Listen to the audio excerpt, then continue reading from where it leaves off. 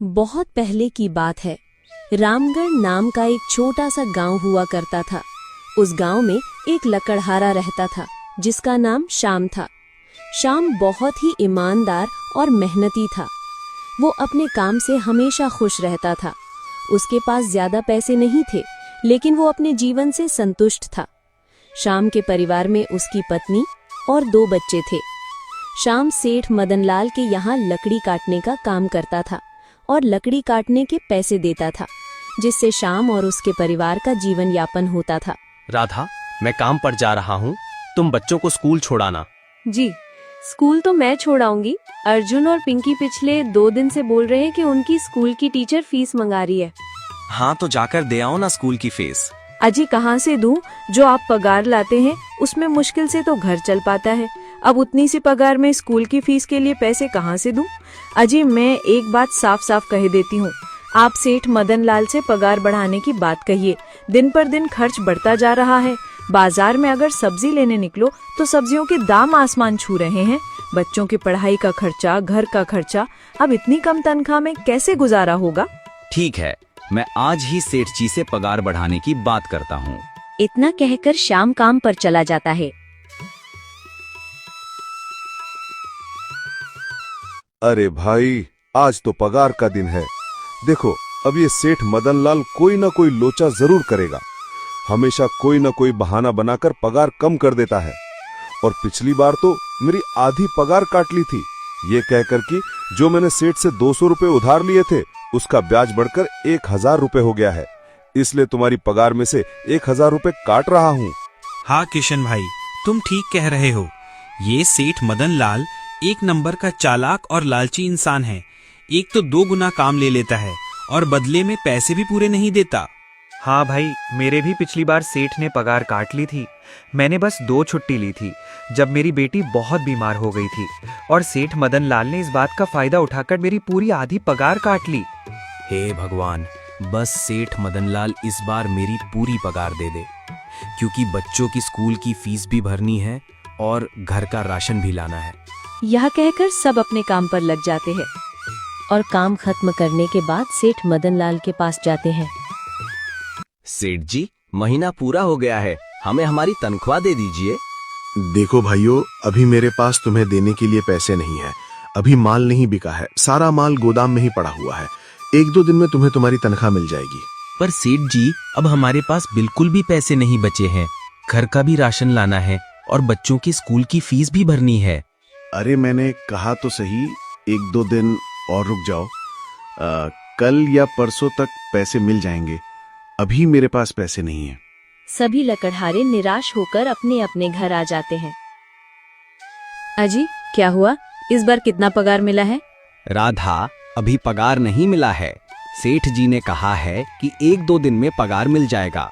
पगार नहीं मिला? आपको तो पता है ना कि बच्चों की स्कूल फीस भरनी है। इनकी टीचर ने आज साफ साफ चेतावनी दे दी है कि अगर कल फीस नहीं लाई तो बच्चों को घर पर बैठा लेना। अब बताओ मैं क्या करूं? बताओ राधा, मैं क्या करूं? ये सेठ जी कभी समय पर पैसे देते ही नहीं हैं। अब तो हम इंतजार के सिवा और कुछ नहीं कर सकते। 1-2 दिन की बात है, देख लेते हैं। ऐसे ही 2 दिन गुजर जाते हैं और 2 दिन बाद सेठ मदनलाल सबको पगार देता है। ये ले किशन, अपने इस महीने की पगार।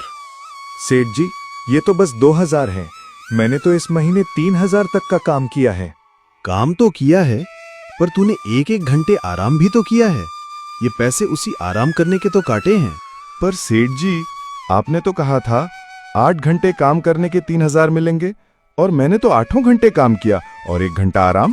देख, मुझे ज्यादा हिसाब किताब मत समझा। ये ले 2000 रख, अगर चाहिए तो, और अगर नहीं चाहिए तो कहीं और काम ढूंढ ले। बेचारे किशन के पास उन पैसों को लेने की सिवाय और कोई रास्ता नहीं था। किशन चुपचाप वो पैसे रख लेता है। शाम, ये लो अपने 2500 रुपए। सेठ जी, 2500 क्यों? मैंने तो पूरे 3000 बनते हैं ना। मैंने तो कोई छुट्टी भी नहीं की, ना ही कोई आराम, और मैंने तो अपना सारा काम समय पर किया है। हाँ, समय पर तो किया है, पर इस समय लकड़ियों का दाम बाजार में बहुत ही सस्ता हो गया है। इस वजह से तुम्हें भी पगार अभी कम ही मिलेगी, जब तक लकड़ियों का दाम नहीं बढ़ जाता। पर सेठ जी, बात तो 3000 की हुई थी ना। अब 2500 में कैसे काम चलाऊंगा? बच्चों के स्कूल की फीस भी भरनी है सेठ जी। इस बार आप पूरे पैसे दे दीजिए। 2500 ही मिलेंगे तुझे। यहाँ काम करना है तो कर, वरना कहीं और काम ढूंढ ले। बेचारे श्याम के पास उन पैसे को लेने के सिवाय और कोई रास्ता नहीं था। अरे भाई, ये सेठ मदन लाल एक नंबर का लालची इंसान है। सारे पैसे अपने जेब में भर लेता है और बहाने बनाता है कि लकड़ियों के दाम सस्ते हो गए। देख लेना, हम गरीबों की किसी न किसी दिन जरूर हाय लगेंगी। नहीं किशन, ऐसे नहीं कहते। वो हमारे अन्नदाता है, आखिर उन्हीं की वजह से हमारा घर चल रहा है। अरे काय का अन्नदाता, काम के तो पूरे पैसे देता नहीं है और पूरे महीने मेहनत करके भी क्या मिलते हैं? बस ये 2000 रुपए। इसमें घर खर्च कैसे चलाएं? ऐसे तो हम कभी तरक्की नहीं कर पाएंगे।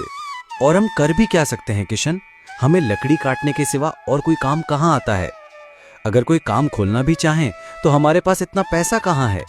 जो भी हो, ये सेठ मदन लाल ही सहारा है ना। कुछ देर बातें करने के बाद अपने घर की ओर निकलने लगते हैं। जी आ गए आप? कितनी पगार लाए हो? राधा, इस बार सेठ जी ने बस 2500 रुपए दिए हैं। बस 2500? इतने में कैसे घर चलाएंगे? बच्चों की फीस में ही 1000 रुपए निकल जाएंगे, फिर 1500 में क्या क्या करेंगे? अब तुम्हें क्या कहूँ राधा, अब तुम्हें इसी में ही गुजारा करना होगा। तुम सबसे पहले बच्चों की फीस भर देना, बाकी का मैं देखता हूँ। हाँ जी, आप क्या देख लोगे? सेठ जी से पूरे पैसे तो मांगे नहीं गए आपसे। नहीं राधा, मैंने सेठ जी से पैसों के लिए कहा था और सेठ जी ने साफ इनकार कर दिया और कहा ये लेना है तो लो, वरना कहीं और काम ढूंढ सकते हो। मैं सोच रहा हूँ लकड़ी काटने के बाद मैं कुछ और भी काम ढूंढ लूँ। सेठ जी करने के बाद मैं कहीं और भी काम किया करूँगा, जिससे और अधिक आमदनी हो जाएगी। आज ही मैं सेठ जी के पास काम करने के बाद और भी कहीं काम ढूंढने जाऊँगा। इतना कहकर श्याम काम पर निकल जाता है और जैसा कि श्याम ने कहा था, सेठ जी के पास काम करने के बाद कहीं और काम ढूंढने निकल जाता है। श्याम पूरे गांव में जाकर दुकानों पर काम मांगता है, मगर हर जगह से श्याम को निराशा ही हाथ लगती है। अंत में थक हार कर श्याम वापस आने लगता है। तभी वो देखता है बहुत सारे भैंसों का झुंड उसकी ओर दौड़े चले आ रहा है। ये देखकर श्याम बहुत डर जाता है और वो इधर उधर देखने लगता है। फिर उसे एक गुफा दिखती है और फिर वो गुफा में जाकर छुप जाता है। जब भैंसों का झुंड वहां से निकल जाता है, तब श्याम की जान में जान आती है। हे भगवान, आज तो बाल बाल बच गया मैं, वरना आज तो मैं इन भैंसों के पैरों तले कुचला ही जाता। लेकिन पर मैं ये कहाँ आ गया? श्याम ये सब सोच ही रहा था कि तभी उसकी नजर गुफा में रखी एक टोकरी पर जाती है। श्याम उस टोकरी के पास जाता है। ये कैसी गुफा है और ये टोकरी यहाँ कैसे पड़ी है? इसे मैं घर ले जाता हूँ, सामान रखने के काम आएगी। श्याम जैसे ही टोकरी को हाथ लगाता है, गुफा में से आवाज आती है, रुक जा, इसे छूने की कोशिश मत कर। ये आवाज सुनकर श्याम पीछे हट जाता है। तभी गुफा में एक जिन प्रकट हो जाता है और श्याम से कहता है, कौन हो तुम और मेरी गुफा में क्या कर रहे हो? माफ करना, आप जो भी हो, भैंसों का झुंड मेरे पीछे पड़ गया था और उनसे बचने के लिए मैं इस गुफा में आकर छुप गया और फिर मेरी नजर इस टोकरी पर गई। माफ कीजिए, मुझे लगा यहाँ कोई भी नहीं है तो ये टोकरी किसी की नहीं होगी, तो मैंने इसे छुआ। श्याम, तुम्हें डरने की जरूरत नहीं है। मैं तुम्हारे बारे में सब जानता हूँ। मेरी नजर एक बार जब किसी पर पड़ जाती है तो उसका इतिहास खुली आंखों से देख सकता हूँ। पर आप है कौन और आप इतने विचित्र क्यों दिखाई पड़ रहे हैं? आप अपना परिचय दीजिए, कौन है आप? मैं एक जिन हूँ और कई सालों से मैं इस गुफा की रक्षा कर रहा हूँ। ये गुफा मेरे पूर्वजों की है। इस गुफा में सिर्फ वही इंसान घुस सकता है जिसका मन एकदम पवित्र हो। अगर तुम अपवित्र होते तो तुम इस गुफा में नहीं घुस पाते। तुम एक सच्चे इंसान हो, तभी तुम इस गुफा में घुस पाए और इस टोकरी को छू पाए। अब तुमने इस टोकरी को छुआ है तो ये टोकरी तुम्हारी हुई। अब मुझे आज्ञा दो और तुम अपने घर जाओ। ये टोकरी तुम्हारी सारी जरूरतें और कामनाएं पूरी करेगी। नहीं, मुझे ये टोकरी नहीं चाहिए, मैं तो बस देख रहा था। डरो मत श्याम, तुम ये टोकरी ले जाओ। ये कोई साधारण टोकरी नहीं है, बल्कि ये जादुई टोकरी है।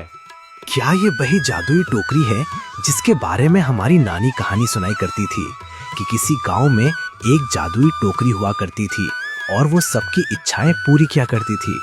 हाँ श्याम, ये वही जादुई टोकरी है। अब तुम इस टोकरी के मालिक हो। तुम इसके इस्तेमाल से अपनी स्थिति बदल सकते हो। पर याद रखना, तुम जो भी वस्तु इस टोकरी में एक बार डालोगे, वही चीज ही तुम्हें इस टोकरी में बार बार डालनी होगी। इसके अलावा कोई चीज इस टोकरी में नहीं डाल सकते। अगर तुमने ऐसा किया तो इसका परिणाम तुम्हें भुगतना होगा। मेरी इस बात को हमेशा ध्यान में रखना और सोच समझकर बिना लालच किए वही सामान रखना जिसकी तुम्हें जरूरत हो। श्याम टोकरी को लेकर घर आ जाता है। राधा, ये देखो मैं क्या लेकर आया हूँ। क्या लाए हो आप? बस ये एक टोकरी? सबसे पहले ये बताइए, आप तो काम की तलाश में गए थे ना, तो कोई दूसरा काम मिला या नहीं? नहीं, अरे राधा, मेरी पूरी बात तो सुनो।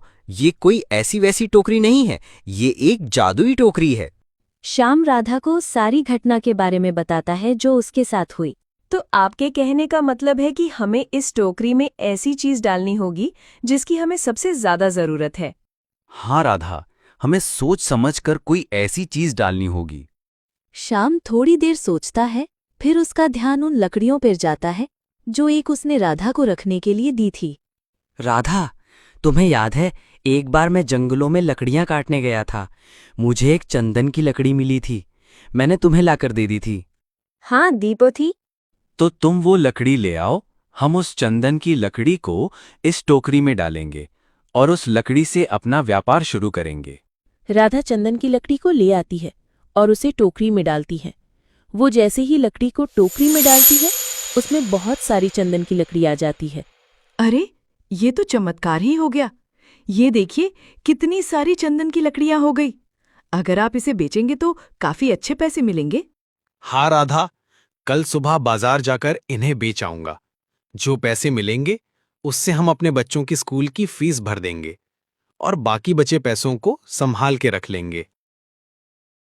अगले दिन शाम सेठ मदनलाल के पास काम पर न जाकर चंदन की लकड़ियों को बेचने के लिए बाजार के लिए निकलता है। वहां शाम ने चंदन की लकड़ियों को बहुत ही कम दाम पर बेचा, जिसकी वजह से आम लोगों के साथ साथ बड़े व्यापारियों ने लकड़ियां खरीदी, जिससे शाम को बहुत ही अच्छे पैसे मिले और पैसों को लेकर शाम घर आ जाता है। ये देखो राधा, उन लकड़ियों को बेचकर मुझे कितने सारे पैसे मिले हैं। ये लो पैसे, इससे तुम बच्चों के स्कूल की फीस भर देना। अच्छा ठीक है, मैं काम पर जाता हूँ। अजी, अब तो ये जादुई टोकरी है, तो आपको सेठ मदनलाल के पास काम पर जाने की क्या जरूरत है? हाँ राधा, मैं सेठ मदनलाल के यहाँ काम पर नहीं जा रहा। मैं तो वहाँ जो लकड़हारे हैं जो काम कर रहे हैं, मैं तो उन्हें ये खुशी की खबर देने जा रहा हूँ, क्योंकि सेठ मदनलाल से मेरे साथ साथ वो सब लकड़हारे भी परेशान थे। इसलिए मेरा भला हो रहा है तो क्यों ना मैं उन सभी का भला करूं। वो सभी ईमानदार लकड़हारे हैं, वो सभी बहुत मेहनत से काम करते हैं, मगर मदनलाल ने उन्हें उनकी मेहनत के पैसे नहीं दिए। इसलिए मैंने सोचा है क्यों ना मैं उन लोगों को शामिल कर लूं। हाँ जी, बात तो बिल्कुल सही है। अगर आप सभी लोग मिलकर एक साथ काम करेंगे तो हम सब बहुत ही जल्दी तरक्की हासिल कर लेंगे।